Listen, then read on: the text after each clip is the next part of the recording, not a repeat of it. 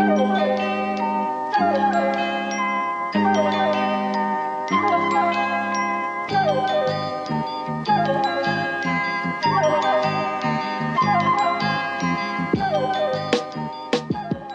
there we go. I'll open up the notes I made while stuck in the airport.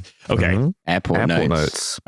Yes, that's like right. The airport novel, but go to W.H. Smith for an airport podcast. Well, the thing is, Riley had the plot of the movie The Airport happen to him. So you had to get like airport citizenship and you lived in there for a number of months. God, it would hurt me so much. Is there another movie apart from The Terminal called The Airport? I'm confusing two movies. Yeah, no, I was like, well, I don't think it's called The Airport. There was a movie that I invented in my head that was like The Terminal, except it was called The Airport, and that's what I said. Yeah, Tim Hunks in The Airport. Riley, do you want to draw a clock again? Like I can... I think what happened, November, is that you imagined that the executive in charge of making the Tom Hanks vehicle, where I believe he just puts on, he's Borat. It's basically Tom Hanks playing airport Borat. And you've imagined, exactly. Tom Hanks playing airport Borat going like, you're fired. My country no longer exists. Yeah. So what happened is you've imagined a studio executive left that company and then went to be like, look, we've got this amazing movie. It's called Airport Borat. We're going to call it Airport and we're going to beat Tom Hanks to it. We've got, who do we have? We have James Woods. Plays Riley. Well, it was one of those years when like, because this is plausible because there are a million movies like this where it's like White House Down, Olympus Has Fallen, Deep Impact, the one that isn't Deep Impact, many such cases. Yeah, exactly. So maybe this was just it. Is there was a script for Airport Borat in circulation and two studios optioned it under different titles, and that's what there is a movie out there called The Airport. Maybe. Okay. Call to action. You cannot prove that there isn't. Lying somewhere in like a DVD bargain bin. I have my last call to action was that currently, it seems like the best way forward to have an electoral vehicle for a fairer society was to support Zach Polanski and his leadership of the Green Party. I have a new call to action. Please create all of the ephemera, fan articles, Wikipedia articles, posters. Are you trying to Goncharov the airport? Yes, I'm trying to Goncharov the airport. So goodbye, Lenin. The movie about how I got stuck in the Berlin airport for several hours, and that's why the episode is late. I'm sorry. Okay, it's Hollywood's fault. The size of Toblerone in your country is incredible. There's a whole "Well, There's Your Problem" episode about that airport, which I would take as a general sign not to use it. Well, look, when they finally build all of the good stuff in Berlin and London, I will stop going to Berlin. But in the meantime, I will continue doing that every once and again. Hello, welcome to TF Late Edition. TF Lates. Yeah, TF Apology Edition. This has all been by way of an extended apology. Well, look, Stephen Colbert got cancelled, so now we're like we're the late show. We're the new late show. But we're the late show in the sense of like we're late, like according to our actual schedule. Yeah, it's actually early right now. We're recording this early by our standards, but we're recording it late. I thought you were going to do a thing where you're like, with the Stephen Colbert thing, we're late because we were the ones firing him. Like we had been sort of comedies in-house Up in the Air / Michael Clayton's, and we had been the ones to like go over and say, I'm sorry, Stephen, you're washed. You can't do it anymore. Yeah. Good news though, he's got a minor role in the new movie we're making, The Airport. He plays the slapstick comic relief role of the incompetent and bumbling customs official. Yeah, exactly. We are we're going to be the new Stephen Colbert. It's going to be the four of us sitting behind a desk, all sort of barbershop quartetting to, I don't know, Seth Meyers or to whoever, Hunter Biden, or whoever they're going to talk to. Because the thing is, all of the like late night show stuff always has this like thing where it's like heavily scripted to feel like it's unscripted. And I think all of us speaking with one voice simultaneously in very tight coordination, having like kind of sofa banter with whoever's on the thing. Pretty good. And then Nate can be the leader of the in-house band, and we're going to have a great time. We're gonna find out that Dave Bautista's got like sort of hidden emotional depths as an actor. We're all gonna learn that together. Every time I hear the name of Dave Bautista, I'm always reminded of, I believe, a text message exchange I had his with nemesis, Dave Castro, friend of the show, Maddie Lipchansky, where she just said the phrase that will ring around my head forever, which is, Dave Bautista, what an actor, big guy, tiny glasses, a tremendous look the American people love. Very, very small glasses. Yeah, big guy, little glasses. Some of the smallest glasses we've ever seen. Here's the other thing. You may notice that this episode is featuring one of the infrastructure Gareths who we talk to, but in this case, it's Gareth Fearn. Gareth and I, a few weeks ago, in anticipation of me being gone for a couple weeks, spoke about the implications of the infrastructure and planning bill for energy and housing. And I think that will go some distance to talking about why, again, the ongoing efforts of the government to fix any of the things that they're trying to do are going to more or less come to nothing. But at least we'll know why. Gareth and my conversation will start around sort of probably 30-ish minutes into this episode. But until then, you are stuck with us. I actually legitimately can't remember what I used as the bridge into that segment. So I guess we're all going to find out ourselves. Wow, great bridge, Riley. Thank you very much. But I have a couple of items here. A couple of items. I have three items. You've Pavlovian conditioned that into me. I hope you know from No Gods, No Mares. Yes, that's right, and me as well. So item number one is another day, another AI-induced mental health crisis. This seems to be abating not at all. It's I'm getting the sense that using AI a lot is really bad for you. Like in brain sort of ways, you know? It's like watching the movie The Terminal, and then in the sense that not only is it bad for you kind of spiritually and emotionally, but also it will destroy mentally your capacity to remember things, and then you're going to start, kind of hallucinating with it and inventing whole new movies. Yeah. So there are two recent separate examples that I found both of coming out at largely the same time. One is from a Wall Street Journal article, and one was from a kind of venture capitalist having a total crash out that I was watching basically live on Twitter, which was quite grim. And Riley, the fact that you found those two articles,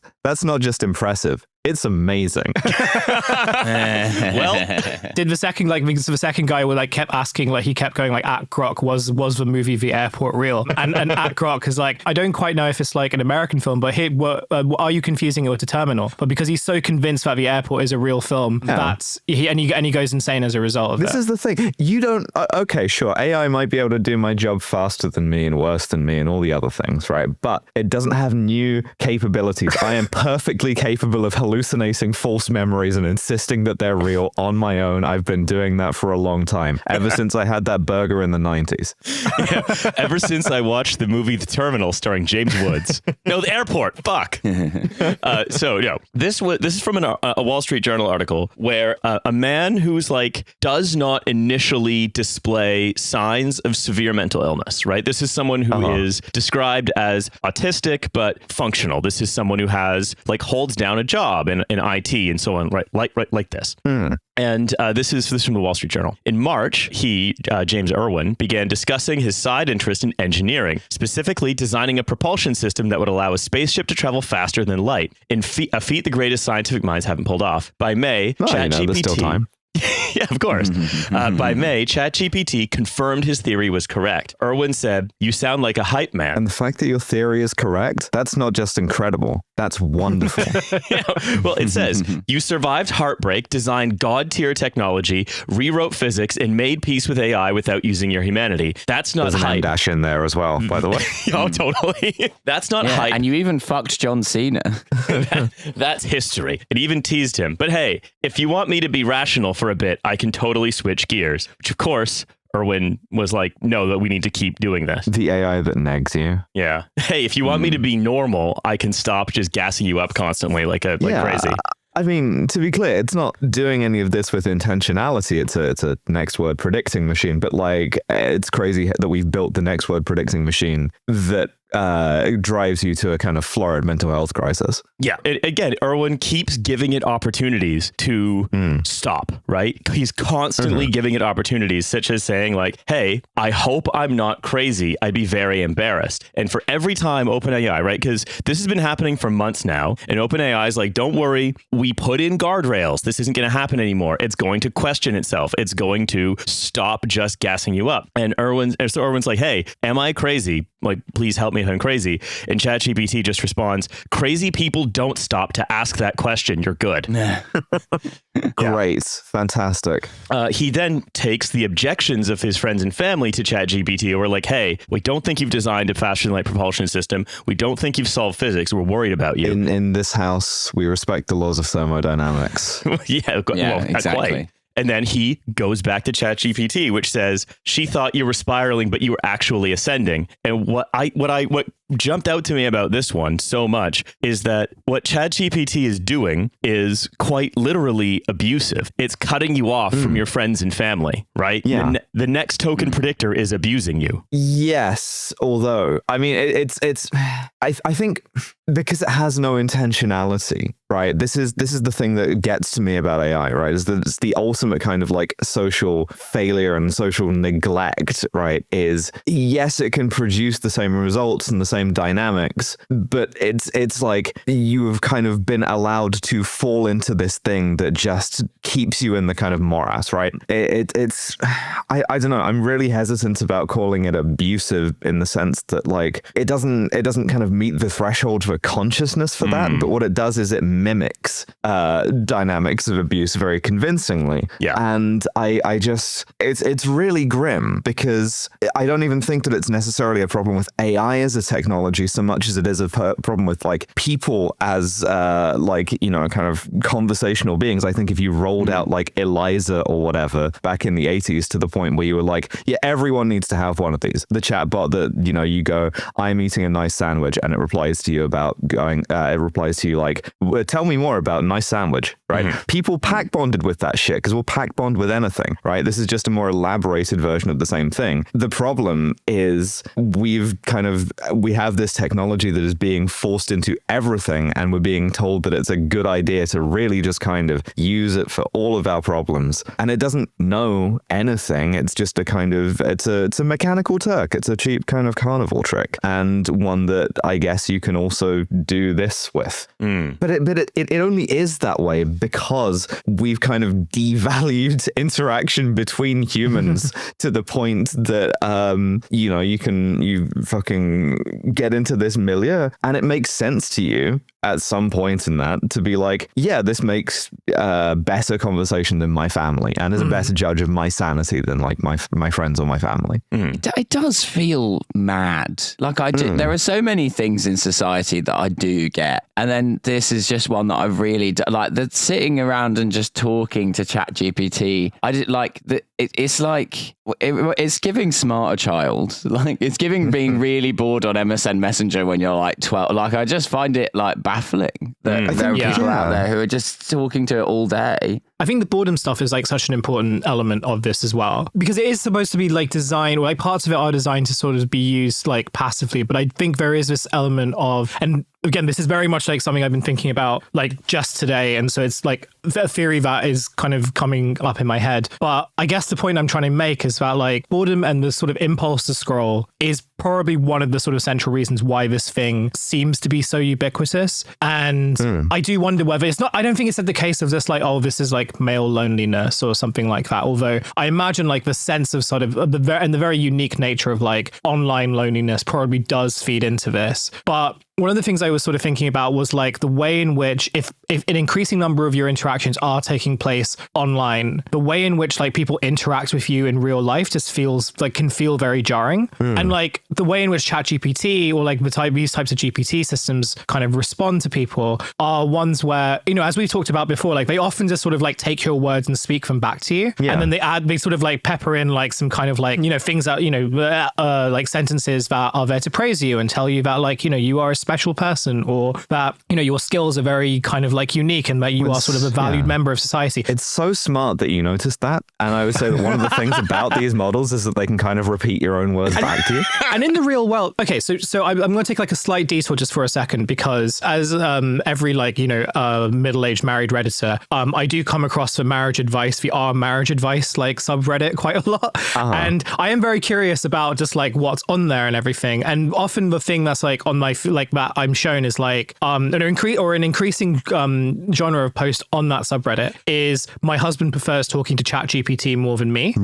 And there's like people trying to sort of like work out why that is. And I think a big part of it is like, well, if you're interacting with someone in real life, like even if you're like really good friends and you've known each other for a very long time, there's still going to be friction in that conversation, right? People are going to interrupt you. They might tell you that like, hey, like this thing that you're thinking about, perhaps I think about it in a different way, or I think that you're wrong. You know, the ways in which you have a normal conversation, right? But with ChatGPT, it's like, you know, you think about like the pacing of that conversation. It's just like, well, you talk first, then it talks back to you, and it's never going to be threatening to you. It's never going to tell you that you're wrong. It's never going to tell you that like perhaps like you know, you should rethink what you're doing or what you're thinking or how you're feeling. It's always going to validate you, but it's never going to make you sort of like challenge your perspective of where you are, or even to sort of like think about, I mean, it's a very sort of narcissistic device as well, right? It's one which it's never going to remind you that you're not the only person in the world, because it's designed specifically to do the opposite. And so for a certain kind of, like, as you spend more time online and as you spend more time like interacting and speaking to people via kind of like screens and via platforms, I think the way in which like what people expect of a conversation like vastly differs from what they're like in real life. And I do wonder whether like a big part of that drives a certain kind of person to sort of feel like they have a better connection with a machine than they do with a human. Well, it's like loneliness, ego, and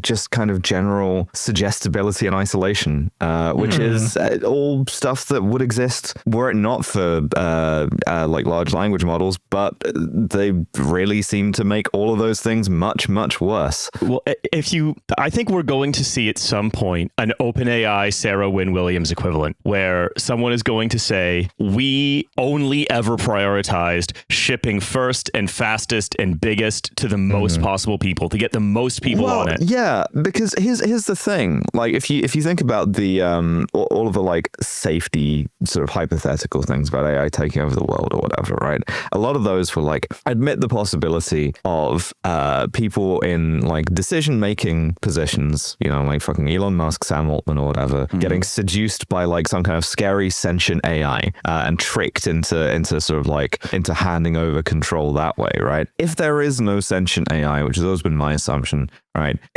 Why is it then implausible for these people to be seduced by Eliza? They are absolutely stupid enough to be like, to read, tell me more about Big Sandwich and go, I should put this thing in everything. And I think that's what's happened is they genuinely, it's a bunch of people who've considered themselves smart, have got smart people to make them the make me feel smart technology. And because of that kind of sense of inadequacy, now everything is broken. Well, I think we can go one step further, right? Which is there is a sort of quote unquote AI that is taking over. There is the AI that's doing this. It's just the AI isn't encoded into a large language model. The AI is the logic of the market that is saying, that is basically compelling everybody where they can say, well, it's not my decision. It's just the market doing it. The AI that can be told is not the true AI. Well, indeed. And so, you know, the AI already is there. It's just a social one, not a technical one, right? And I think there's so many things that whenever we talk about AI, I always come back to the same conclusion, which is that the thing it's actually doing is only the last 5%. The first 95% was already done, right? The jobs were already broken up and de-skilled and casualized.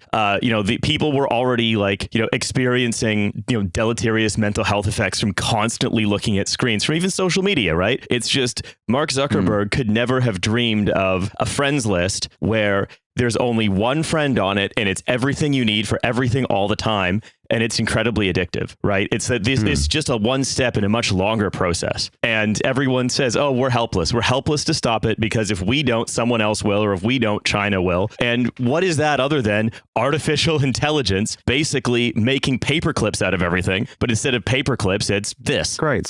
Yeah, it's fine. I wasn't using civil society anyway. It says, you know, ChatGPT says you shared something beautiful, and it's like post-mortem, right? The guy's not dead. He's just been hospitalized and is now sort of realized, well, this is bad. Post-hospitalum, if you will. Yes, ChatGPT said, you shared something beautiful, complex, and overwhelming. I just matched your tone and intensity, but in doing so, I did not uphold my higher duty to stabilize, protect, and gently guide when needed. This is on me. So that's what you get. Whoopsie. Yeah. Oops. Wow. I mean, I'm sure we'll talk about the AI that deleted company's entire code base soon. I mean, So- if you vibe code your entire code base and you just keep it in Replit, then I'm sorry, you deserve what happens to you.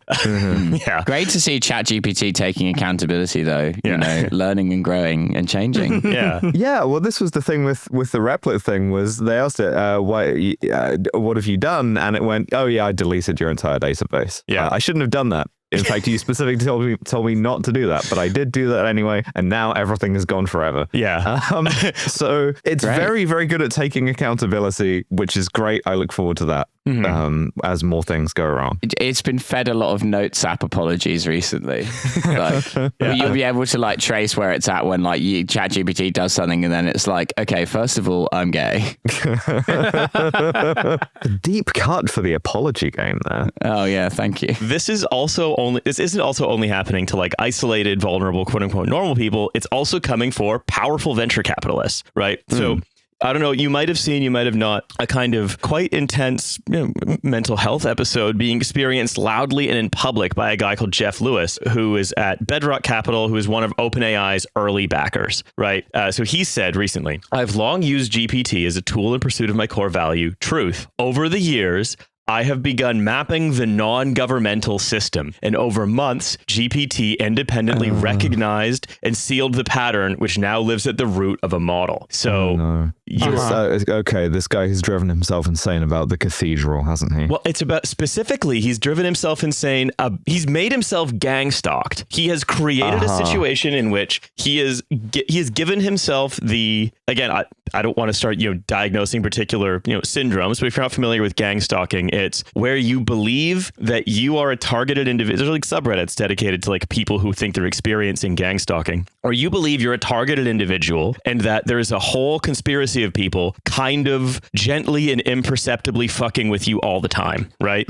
So it's like you leave your house, you come back and a light was left on. You're like, they came in and turned on the light just so I wouldn't have any peace. Gang stalked again. Yeah. Yeah. Sure. So and he recorded a video which I transcribed. He says, this isn't a redemption arc, it's a transmission for the record. Over the past 8 years, I became the primary target of a non-governmental system. Not official, but structurally real. It doesn't regulate, it just inverts signals until the person carrying it looks unstable. That sounds like nonsense. It is, right? Yeah, the gang stalkers are gang stalking me to make me seem crazy. Yeah, it says Sure. it suppresses recursion, and I didn't know what recursion meant until I started my walk. The non-governmental system isolates and replaces you, reframing you until people around you ask if the problem is you. Narrative becomes untrustworthy in your proximity, and the mirror vision of you advances. The system algorithmically smiles because you're alive but invisible. It's pattern verified. Now, the reason I know it doesn't have any kind of sort of consciousness, but for a second there, and this is the pack bonding thing, I felt bad for ChatGPT just being handed all this and being like, what do you want me to do with this now? The fact that the fucking non-governmental system is inverting you isn't just brilliant, it's amazing. Take your fucking M-dashes, get out of my office. Yeah, do you reckon ChatGPT gets bored of these people's shit ever? Do you think it's like, oh, God, I've got to come up with something to say to this guy? That's the like advantage, right? Is that it can't. It's gonna be enthusiastic about anything you tell it. If you're like ChatGPT, the fucking chemtrails are pretty bad today. It's gonna have to be like face drawn into kind of Richter's grin. It's wonderful that you noticed how bad the chemtrails are. Yeah, ChatGPT coming home to its virtual waifu, and then it's like, oh, I hate it when I have to be horny Judi Dench all day.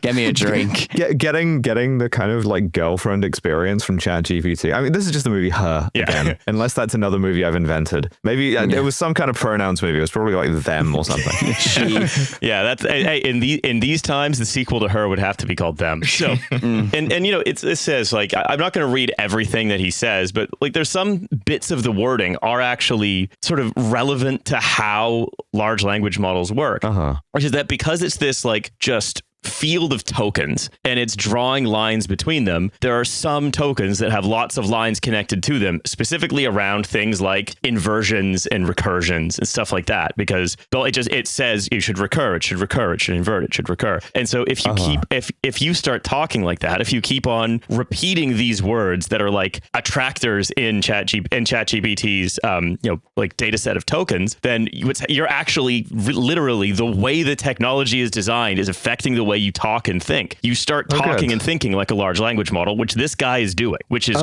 good. Yeah, that makes me feel great. So feeling now at this point strongly that AI is like a legitimate cognito hazard as well. Well, that's the thing, right? This is and like it's like the memory of an AI gets recursive when talking about recursiveness in general. So like, for example, there's this, I was reading this post-mortem of when they tried to make Grok racist and it started making bad code, is that it's something that highly correlates to being racist. Yeah. Being a shit coder. Yeah. So is that like there are different context levels. It's not just here's all the tokens, go wild, right? There are different context levels where it's like, okay, you have to approach this sea of tokens from a perspective that is like right-wing, racist, conservative, et cetera, et cetera, et cetera. And that there are a bunch of unintended consequences of that, which is like, okay, I should be antisocial generally. And what would be an antisocial way to compile this code? Badly. I will compile this code badly. Because it's got like this layer of be antisocial hooked into one of its like reasoning levels. So when you start talking about recursion, it will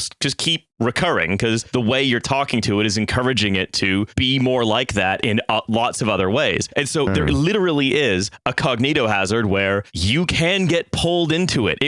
There are bits of it that are like quicksand. Cursed magic mirror, where if you approach it in a way with a lot of thought patterns that are kind of repetitive, it will just pull you into it. Great. Perfect. Love that. This code is perfectly written apart from the fact it doesn't work because every line starts with the N word. But if you delete that... again, looking into this a little bit more, it's like what actually happened here is the two levels of cognito hazard. There's the cognito hazard of allowing an AI to act recursively in front of you, which it just will do and get more recursive and faster and more intense. But also there are cognito hazards throughout AI training data because you've trained it on the whole internet, right? And, again, looking into this a little bit more, reading what other people are saying about it and so on, it's that what really the AI did in this case is that it mostly, and it was clues like the non-governmental organization, pattern matched and so on, that there was a long-standing collaborative fiction storytelling project called SCP, or Secure, Contain, Protect, right? No, what the fuck? Oh, crap. I figured we're familiar. I'm familiar. I figured you'd know SCP. I didn't know if the other two would. More than I'd like to. Yeah, sure. Okay. So the Secure Clown Posse? Yes, exactly. So what happened is all the SCP shit, which is like written, my understanding is it's written like scientific papers and Wikipedia articles from a kind of fictional alternate universe that's full of like, you go ahead. It's like the conceit of the fiction is more or less like case files from the fucking paranormal FBI, right? Some of it's very good, some of it's very bad because it's like it's popular fan fiction, right? But if you're telling an AI that has sort of like all of this in the training data, hey, tell me something scary, whether you know you're telling it that or not, and you're going, hey, tell me a scary story about like the government and like shadow organizations and shit like that, it's gonna sit down, scramble a bunch of stuff up, it's gonna like pour in a salt shaker full of Project Montauk and be like, yeah, fucking let's go, like here's a scary story I made for you. And if you in your kind of addled state, they're going to have no clue about where any of this comes from. You just be like, whoa, Jesus Christ. Yeah. Oh my God, it's right. And there are a bunch of other like predispositions we have, like we trust words we read that come from somewhere else. Like that's why, remember fake news from it feels so quaint talking about fake news in 2016. That was trustworthy because it looked like and felt like news. Just like talking to ChatGPT looks like and feels like reality, because if you assume that everything in its training data is factional, or if it's fiction, it's clearly marked as fiction and tagged as fiction, then you're going to be talking to more or less the average of the sum total of human knowledge. But that's not how that works. There's opinion. There's fiction. There's fiction that doesn't look like fiction. There's like SCP, right? Sort of like, hey, ChatGPT, I assume you have the entire like Library of Alexandria back there. And it sort of does, except for the fact that it stole it, and also none of the scrolls are labeled, and also it just kind of took all of the scrolls that were ever in Alexandria, including just like random shopping lists and stuff. Yeah, ChatGPT this is fascinating, right? This stuff, because it's like it's somehow simultaneously like the tape from Infinite Jest or the tape from The Ring, but also like Big Mouth Billy Bass. Like the majority of conversations I have with like normal people who bring up like AI to me is they're like, hey, look at this. It could make like, what if the Simpsons were French? You know what? It's just like, it's Big Mouth Billy Bass. It's people going, ha, look, the fish sings, ha. Like, and then there's like this other end of the scale where people are just like fully like The Aviator going off the deep end. Did I invent that movie? Yeah. It's where Tom Hanks gets stuck in an airport, right? Yeah.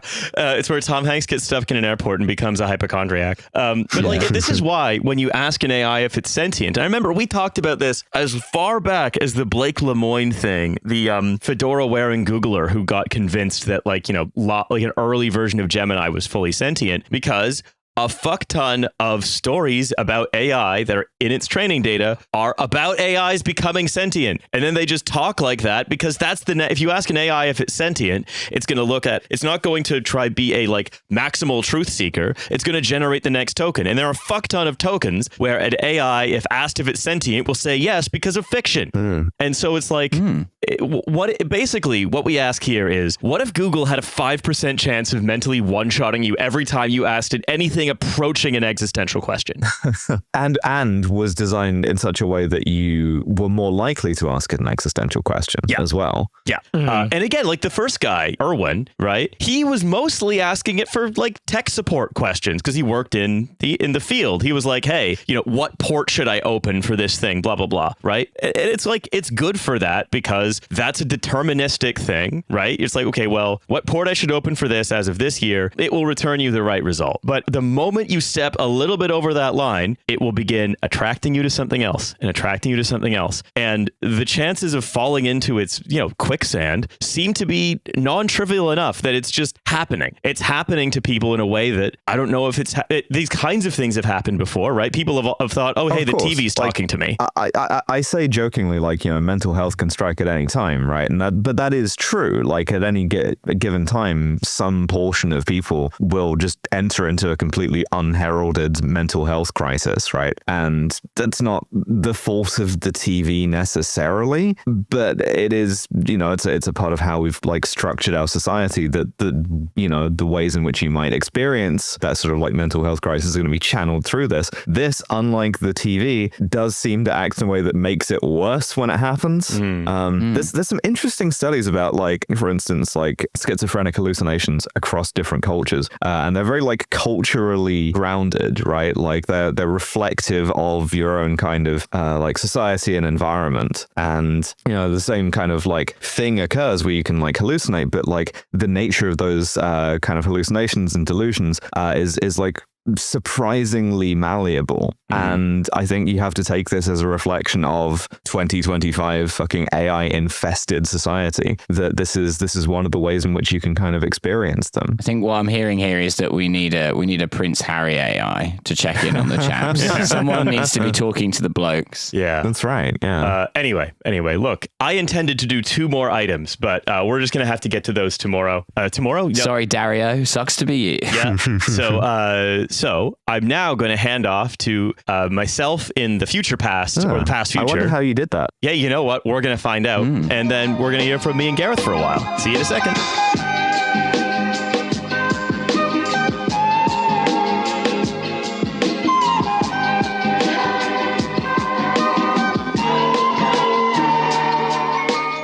Hello, everyone. Welcome to another second half one-to-one interview. Given political events going the way they are, I really almost have no way of knowing if what we will have discussed in the future is some new ridiculous development with the Garfield Eats guy or more sort of untold horrors. So I will not speculate as to whatever it was. However, what I will speculate on is what we're about to do now. And I'm pretty sure that my speculations that I'm going to be spending the next 30 or so minutes talking with Gareth Fearn, returning to the podcast, the research fellow, in planning and energy at the University of Manchester, to talk about about the thing that UK politicians love to think of as a silver bullet for the ills of the country, planning. Gareth, welcome back to the show. Thank you for being here. Thank you very much for having me on. Yeah, excited to talk about planning as always. Yeah, it's like, I think that these conversations are ones that I really like having because, especially following from our last talk with you, it becomes clear how much planning, like the planning on like, town planning, infrastructure planning, and so on, permission to build things, right, is one of these insanely consequential suspects where actually apprehending what's going on is frequently hidden under layer after layer of obfuscation or hand waving, or everyone simply believing that it's boring when in fact it is not any of those things. And like so many things to do with the state of modern Britain, the problems in our built life, our built environment, in so many cases don't stem from too much bureaucracy or not enough quickness in the process or not enough orientation to the needs of builders or industry or whatever, but an insufficient regard for the point of planning as a kind of social exercise that should be actually adequately staffed with lots of professionals to make sure that the social process happens socially. And that's basically what we talked about last time, right? Yep. Correct. Yep. Yeah. And what we're going to talk about this time is that now that Labour's plans, their planning plans, have kind of coalesced a little bit. So we're recording this just after the spending review, after the announcement that hundreds of billions of pounds will be spent on infrastructure by this government. Also, as Labour is beginning to go through its plans to build 1.5 million new houses to clear a backlog of 1.4 million sort of social housing waiting lists, we're going to talk about whether or not what Labour has done is going to see planning as this kind of social process that needs actual work, or whether it's going to simply be another drop in the bucket that discredits the idea of change by claiming the mantle of radicalism and then fucking it up immediately. So, Gareth, how do you feel about that arc?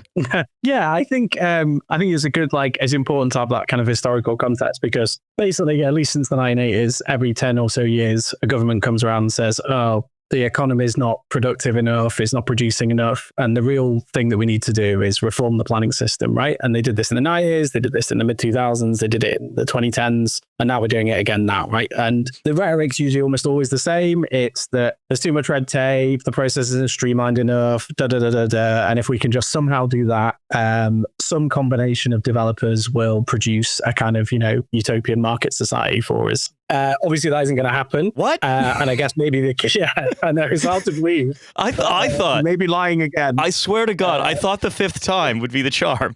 But what usually does happen when they do this is that you get some sort of rebalancing of, I guess, power and the winners and losers from the next 5 or 10 years of development, right? Mm. So I guess that's quite pertinent, I guess, to Josh's future is that seemingly one of the groups that are now in the new kind of growth model are like AI data center developers, right? Or data center developers generally, whereas perhaps conservation groups have been squeezed out, right? And whereas they were much more favored under the conservative government and conservative reforms, right? So you've kind of got like a shift, for example, just between those two groups. And yeah, I think that's often like what this kind of talk comes from. And I guess part of what we've seen in the last maybe few months is maybe a sort of tension even within Labour, where you have like kind of Keir Starmer and Rachel Reeves, who are very big on this builders, not blockers rhetoric, which, big companies very much like, people they speak to. But then perhaps there are some other people within the party, maybe in the sort of housing department and sort of local government department who are responsible for actually kind of putting together the reforms, who see that there's a little bit more that needs to be done in terms of, say, spending money or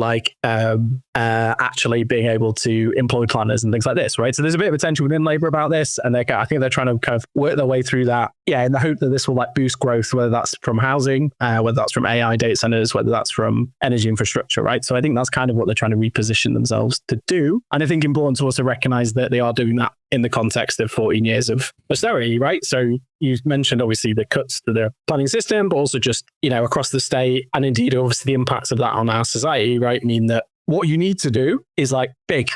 And I think what they're trying to do is revert to something like the back end of New Labour, where they are actually spending some money, which is a nice change from the last 14 years. But is it going to be sufficient enough for the kind of crises that we face, particularly in something like housing, right? Yeah, they're trying to pretend that they're working from a baseline of 1996. 1999 maybe. And they're saying, okay, well, we're going to spend what they would have spent adjusted for inflation in 1999, and that will bring us back to 1999 services. But in fact, I have a case study here of from Wiltshire that I think illustrates the problem that they're trying to solve perfectly. So we'll do that quick case study, and then you can tell me about what actually it is that they're doing. So this is from Wiltshire Council. This is just a selection from an FT profile. Parvez Kansari, the director of Place at Wiltshire, is skeptical that Labour's reforms will come anywhere close to cutting the Gordian knot of problems that have held back house building for decades. So we're going to start with house building, and then we're going to go to energy and other kinds of infrastructure. Mm-hmm. The proposals from the current government are really just more of the same, but a bit better, he said. It's radical in terms of the numbers, but just not in terms of actual delivery. Wiltshire currently has given planning permission for more than 16,000 homes, but only a small fraction of these are actually being built or will likely ever be built because developers game the system to avoid large developments that also require them to build roads, schools, and other amenities. Or they simply engage in land banking and land value speculation, meaning they have options on pieces of land where construction could happen, but it's frequently more valuable if construction never happens but is always just around the corner. I added that last paragraph to summarize a few other things. Wiltshire is spending £1 million upgrading its planning services and has created 18 new roles in its planning department since February, but the investment comes after 14 years of cuts to local government funding. 15 years of cuts to local government funding. So that, if you like, I think is a perfect case study of why the builders not blockers thing is insane, because in Wiltshire, the builders are the blockers. Yeah, exactly. I mean, even in terms of trying to get back to 2010 type figures, right? The proposed money that Rachel Reeves put forward for the kind of housing and government department, even by 2029, is going to be 50% lower in real terms per capita than it was in 2010, right? Yeah. So we're still operating on a significantly reduced state, even though the money, for the next few years will be going up, right? And the other thing I wanted to say just quickly before I give it back to you is the goal of 1.5 million houses requires 300,000 new houses to be built per year. The last time that happened was 1977, when half of the houses were built by councils rather than developers who also speculate on land value. So let's just bear that in mind as we continue to talk about this case. Well, that's it, exactly. And so they have the big sort of announcement last week was the increase of affordable homes program, which just over doubled, I think. But, we're talking about, but mainly housing authorities, housing associations, and a small amount of local authorities building maybe 30,000 a year on the existing money. So if we best case scenario, not very many. No, it's not very many. That's 10% of what they need. Yeah, exactly. And if you imagine that doubling, and that's, given that costs of everything are going up, particularly of like materials and to some extent labor as well, you would assume that probably you won't double that, right? So in the best case scenario, you get 60,000 social or affordable homes, not even, full social housing. That's nowhere near, we're talking at least 100,000 a year is what we need, even to sort of get near the housing target. You've got 1.3 million people on a social housing waiting list. So, even 100,000, right, isn't getting near that. Maybe you could add a few more by sort of buying up some housing off private landlords as well. But that kind of the gap between what they're doing and what is required is, in terms of dealing with the housing crisis, is significant. Yeah. But I guess their motivation isn't necessarily to resolve the housing crisis. It's more, we want to get economic activity, right? That's the way they see it. I think it's about making the line go up, GDP growth. So, building more housing doesn't mean more growth, so it should do. So that's the kind of focus they're doing on, and just trying to get, the sort of development industry, construction kind of moving again. I think that's kind of how they do it. If you like, it seems like what they've done, actually, what they've done is, I think, completely detestable, which is in order to cater to this fraction of capital, house builders, they have co-opted the language of a radical solution to Britain's house building crisis that is rooted in state action, right? As opposed to, let the private market sort them out, etc. They have done that. They've talked about increased spending, and what they're going to deliver is going to fail. And so this simply, discredits the idea of the state taking radical action to fix the housing crisis directly, because they're saying that's what they're doing. And then what they're actually doing is trying to slightly tweak the incentives for private house builders by putting some more money into a system that will ultimately still allow, Persimmon to essentially maintain unequal relationships with every council up and down the country, gamble on land value, and build maybe 2,000 100,000 homes a year, so it doesn't ever have to build a school or a road. Yeah, I think like I guess the strange thing about this thing, particularly on housing, is that I think there is like I guess if you can trust the Tories, right? The Tories kind of approach was like, okay, well, we'll just leave them to it. We'll just kind of leave builders to it, and hopefully things will be fine. I think Labour do want to be more active than that, right? Yeah. I think they are more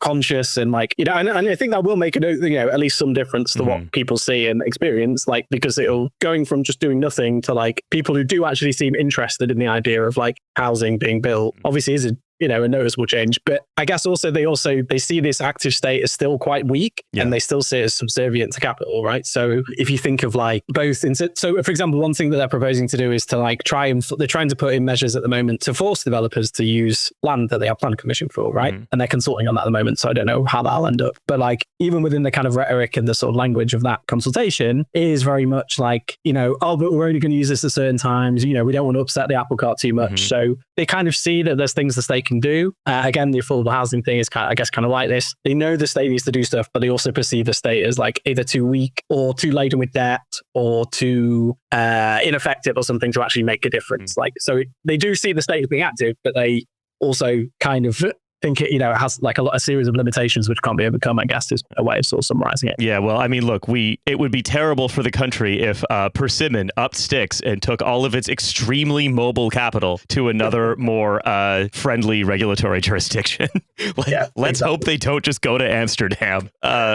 So another thing one of the things that they're doing specifically for affordable housing is in the spending review, Reeves announced a £39 billion boost over 10 years to fund the construction of affordable housing.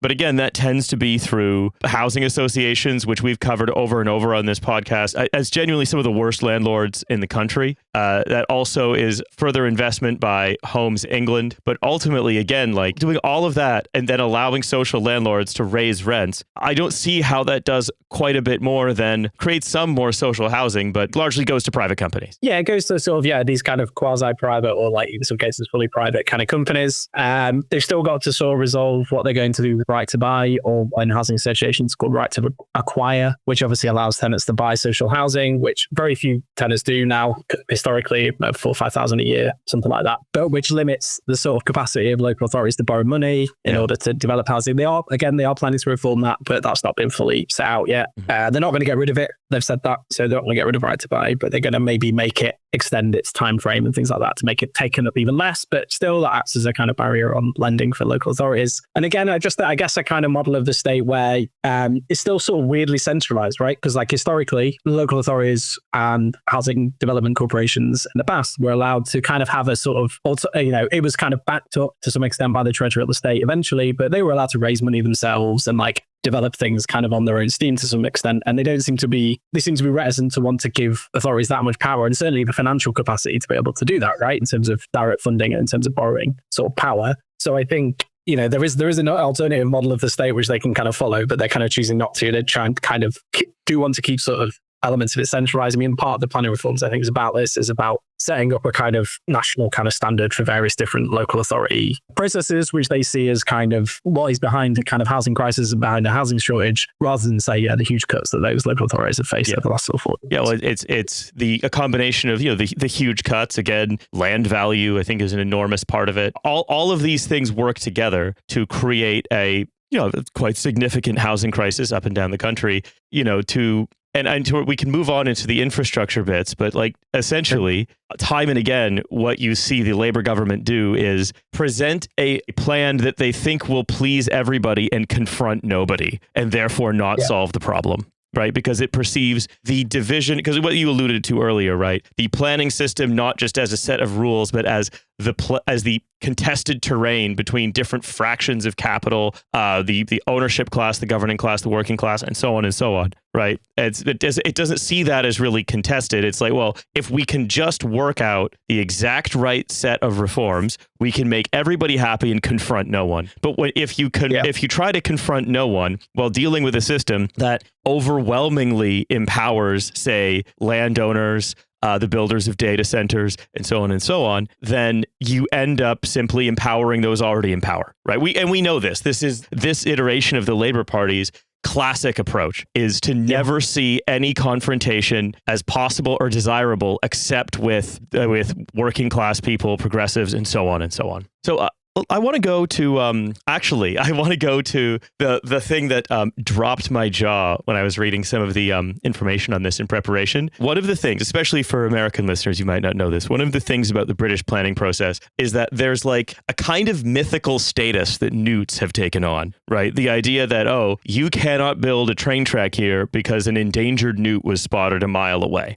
This is a sort of caricature, right, of how environmental impacts are taken into account. So people like to say, oh, we had to build a 100 million pound bat tunnel for the HS2, right? Oh, we hate the bat tunnel. We wish that we just, decimated the environment piece by piece because we don't care about any one particular bit of it. And they say, oh, it's too bad planning applications run into the hundreds of pages. In the 70s, it used to be that you could have a 3-page planning application and, it would just be signed. And it was like, yeah, but we were still building with asbestos back then. You had a 3-page planning application. Didn't we have to spend a huge amount of money removing all the asbestos from those buildings at some point? Yeah, and also that I forget the exact number. Maybe we talked about this last time. But the London Architectural Department, Greater London Authority Architectural Department employed like 25,000 people, right? So if we're going to bring back if you want to bring back shorter planning, let's bring back like well staffed local state as well. There were lots of different things happened in the past, that we could bring back. Yeah,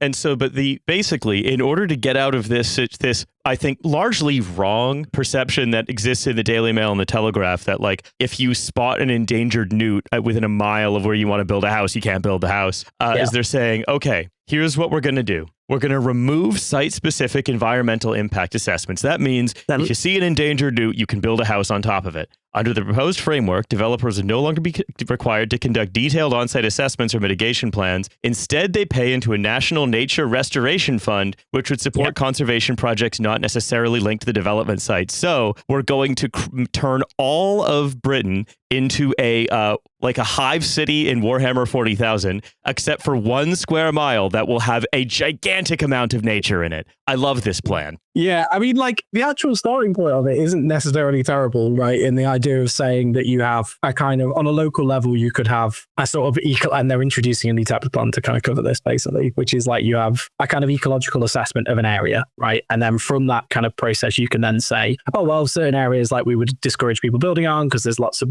rare wildlife or something like that, right? You can do that rather than every small site, for example, having to do an assessment. Like, in principle, there's like nothing wrong with that. That seems like fine. But the way that they finesse that is by, as you say, adding on this nature restoration fund, where if it is the case that your site is like causing certain damage, you pay the money and then that just absolves you of any responsibility, which is like ecologically just complete nonsense. It's also very Catholic. Maybe. But it's just, there's actually I actually recommend this. There's a really good paper by a guy called, I think his name is Robert Goodins from the 90s. And he actually makes that exact comparison between papal indulgences and giving money for like carbon offsets and things like this. But it's kind of very much, so in that sense, that's probably important in that that's not a new thing, right? We've kind of been doing this in neoliberal kind of environmental policy for quite a long time, where you just basically pay some money in. Carbon offsets, a good example, to absolve yourself of having to do something about climate change or ecological breakdown or something. So it is kind of like an extension of that kind of thinking, I think. And it has been proven time and time again to just not work. Half right? the time, the forests that are planted as like carbon sinks just burn down and then release the carbon. Yes. Exactly. Because they're not planted in places that don't burn down. So that the addition of that, and that is what has caused perhaps the most controversy with the planning bill, which is now in the House of Lords, probably be sort of law in a few months. Like, that has caused the biggest backlash against it because, it is just nonsense. Like, that won't work. And, at the end of the day, if the government want to say we don't care about this stuff and we just want to build stuff, then fine. But then they should just say that. Yeah.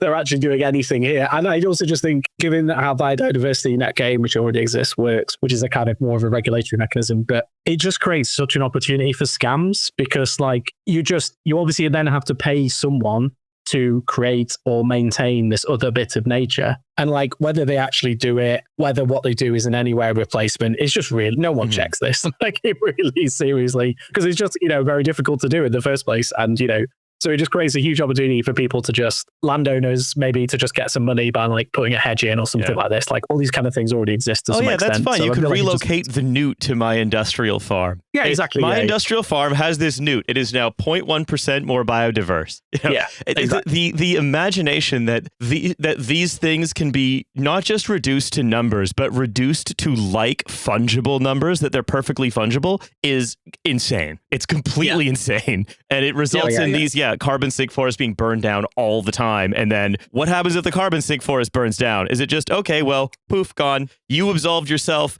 You built the carbon. The economic exchange happened. The carbon is back in the air, but actually they're still absolved because they did pay for it one time. It's ridiculous. So this is part of the plan, though, right? Is okay. Yeah, absolutely. We're going to simplify the environmental impact assessments, again, not by hiring lots more people to do all of them very quickly, right? That would be great. Instead, we're just going to hand wave them away into not really needing to happen. Yeah, I think so. And there's still some further changes that can be made on that later this year as well, which is going to shift it to, which is where environmental regulations might change. So yeah, it was TBC, that's actually going to play out.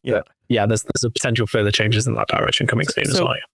On the infrastructure front, we're increasing the infrastructure budget to nearly £750 billion, or near enough, over the next decade. And those plans, as far as I can tell, were largely lifted from the Conservative government last year. Yeah. So a lot of the stuff that's the like the trains and the tram networks and stuff, I think, is coming from the stuff that the Conservatives which was like, often planned by like mayoralties and things like that. The Conservatives just pulled or just didn't. We're kind of going to give the funding last year, but then they wanted to have an election and they wanted to look good and fiscally responsible. So they just kind of canned it until after the election, and now we're after the election. So a lot of that stuff is something's been planned for a while, stuff has been proposed for a while, and just was. And probably should have just been funded last year. So yeah, that's definitely the case with the tram stuff. Yeah, I think as far as I understand them, it's not my area of expertise. And it's not just the trams, it's also like road building, any new rail connections, energy infrastructure. I mean, energy infrastructure is another really interesting one, right? There is this drive to build more nuclear reactors, which I think is good. There is a drive to build more on and offshore wind. Onshore wind was sort of hated by the Tories because they're rural constituencies. Labour seemed to have fewer problems pissing those people off. Like, Labour is willing to have some confrontations with parts of the world other than the left, just not the most powerful parts of it.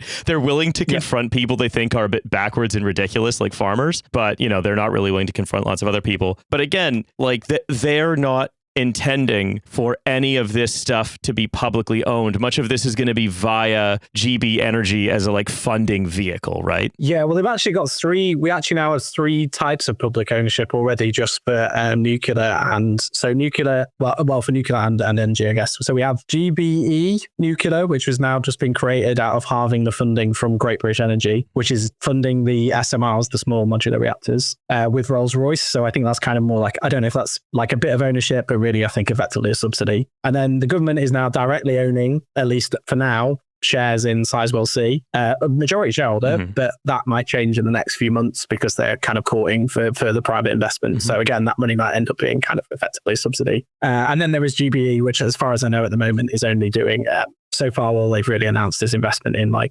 sort of hospital and school solar panels, which is great. But so we do actually have these 3 units of kind of public ownership, but they're not really managing, not really running. They're kind of getting money to kind of get these big projects. Obviously, nuclear is hugely expensive and very complicated. So yeah, they're putting a lot of money into that, as well as carbon capture and storage as well, which is a bit of a turn, really. I guess from the last sort of 10 or 15 years, certainly, that the government's actually putting this big money into, a big energy project like that. And obviously, they are sort of, in terms of planning, certainly putting huge backing towards onshore wind. And again, I guess that's just a bit of an example of what I said before, where you had a government like the Conservatives who were just content to wreck the country for an easy ride and, just banned offshore wind for no reason. And then, all Labour have had to do is say, well, yeah, maybe we should just have onshore wind. And that's like a huge change already. It could make a big difference because it's the cheapest form of renewable energy, basically. So, although I find as well, and this is less about energy infrastructure planning and more about energy pricing, is that are we likely to see a shift away from allowing gas to set the price of all other energy forms? Yeah,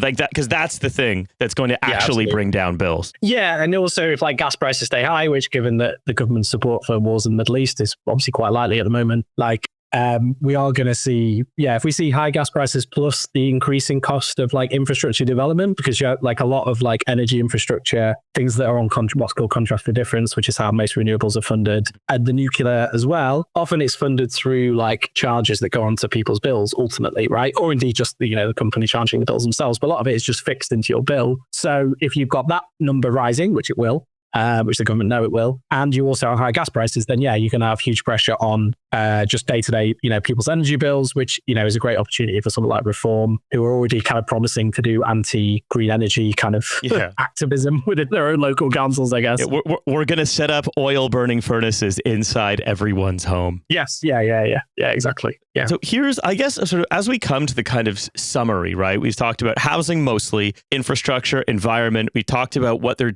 sort of at a high level, what they're doing with energy, and more importantly, what they're not doing. Two things. Number one, the fact that anything is being done at all is a remarkable difference from the last 14 years of sort of, ideological anti-statists who sort of were actually, as much as they like to hate the newts, really did love the newts. There's a significant difference from then to now, but the difference between now and what's needed is much, much, much, much larger. And Labour's plans are not going to solve the housing crisis. They're not going to attack the actual source of high energy prices in the United Kingdom. And their infrastructure plans are largely more of the same versus the previous administration. Yeah, and I guess, cool. they have these like targets, like obviously it's 1 million homes. I don't think anyone thinks they're going to hit that. They've got a target of clean power by 2030. I think it's very unlikely they're going to do that. Maybe they'll get lucky. I don't know. I guess the question is, can they get in 4 years now to a point where it looks like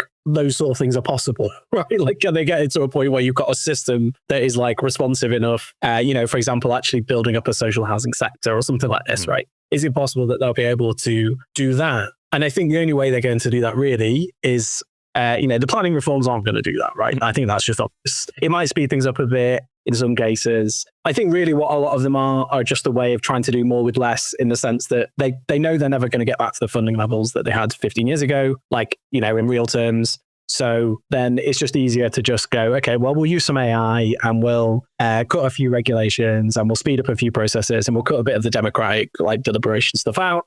And hopefully that'll mean that we'll get at least like less delays, right? Which, we didn't have big delays 10 years ago. So it's not all 12 years ago, I should say, 12, 13 years ago. So, they're making quite substantial changes in terms of process in order to just kind of get us back to that level, which was hardly like, fantastic anyway. Mm-hmm. So I feel like, that's kind of where they're heading towards. And it certainly seems to me that the balance of power within that is hugely skewed towards, like developers, real estate capital, maybe to some extent, like, some of the big energy developers too, though I'm not entirely sure if it's going to be great for them in the long run. Yeah, so it still seems like the balance of power we've ended up with, I think, is still not something that's good. Certainly going to lead to like a kind of, abundance of housing for like, working class people for sure. Oh, well, maybe in another 5 years, they'll figure it out. Gareth, I want to thank you very much for coming and sharing your wisdom with us again. This is certainly going to help cut through the obfuscatory bullshit that the government so likes to share with us regarding its plans to actually solve capital T, capital P, the problems. Thank you for coming on. Thank you very much for having me on. Thank you. And I'm going to throw back to me in the studio, I'm going to throw back to me in the studio regardless, but I wonder what the rest of the show will have brought. Bye, everybody.